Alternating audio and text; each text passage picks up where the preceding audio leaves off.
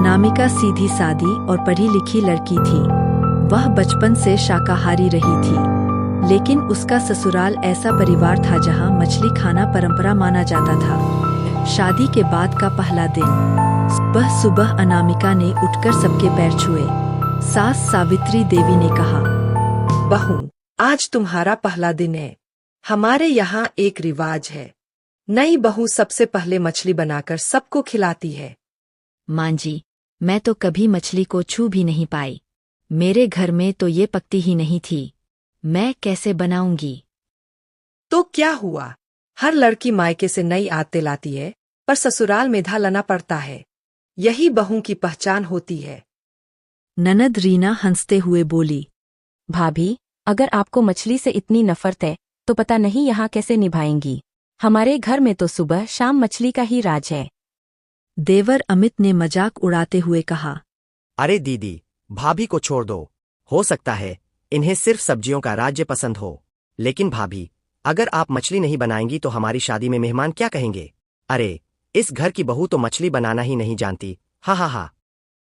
अनामिका चुप रही। उसकी आंखों में आंसू आ गए, लेकिन उसने कुछ नहीं कहा। रात को राकेश कमरे में आया और बोला,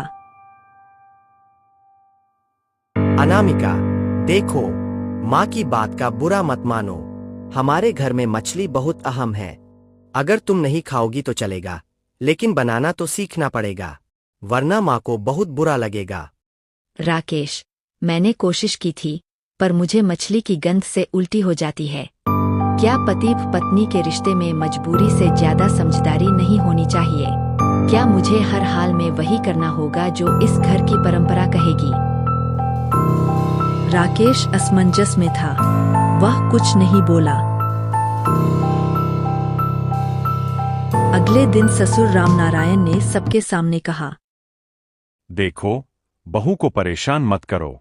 अगर वो मछली नहीं खाती तो कोई बात नहीं, लेकिन इतना तो करना ही पड़ेगा कि घर की रीत निभाए। परंपरा टूटनी नहीं चाहिए। रीना झट से बोली, पिताजी, अगर भाभी को छूट दे दी तो कल को गांव की और बहुएं भी यही करने लगेंगी। लोग कहेंगे कि इस घर की बहू जिद्दी है। हमारी नाक कट जाएगी। अमित ने भी हंसते हुए कहा, हाँ पिताजी, आप ही सोचिए, घर घर में मजाक बनेगा कि राकेश की बीवी को मछली से डर लगता है। अरे, इतनी भी नखरेबाजी अच्छी नहीं। अनामिका की आंखें भर आईं। उसने सोच लिया, अब चुप नहीं रहना। आप सबकी बातें सुनकर मुझे ऐसा लगता है कि मैं इस घर में बहू नहीं, सिर्फ परंपरा निभाने वाली मशीन हूँ। क्या मेरा शरीर, मेरी पसंद नापसंद, मेरी तकलीफ कोई मायने नहीं रखती? मैं कोशिश कर सकती हूँ सबका दिल जीतने की, लेकिन अगर आप मुझे जबरदस्ती मछली खाने या बनाने पर मजबूर करेंगे तो ये मेरे लिए अन्याय होगा। अनामिका, अपनी जुबान संभालो। बहुएं सवाल नहीं करती, बहुएं परंपरा निभाती है। भाभी को देखो, अभी आई है और घर की रीत बदलने चली है। भाभी, अगर आपको इतना ही परहेज है तो आप सिर्फ हमारे लिए प्लेट में परोस दिया करो। खाना तो हम खुद खा लेंगे। कुछ हफ्तों बाद जब अनामिका को जबरदस्ती मछली खिलाई गई तो उसका पेट खराब हो गया। वह कई दिनों तक बिस्तर पर पड़ी रही। डॉक्टर ने कहा, देखिए, इसे मछली से एलर्जी है। अगर आप जबरदस्ती खिलाएंगे तो सेहत बिगड़ जाएगी। इसे मछली से दूर रखना ही बेहतर है। अनामिका ने उम्मीद से अपने परिवार को देखा, पर सास ने कहा, ये सब बहाने हैं।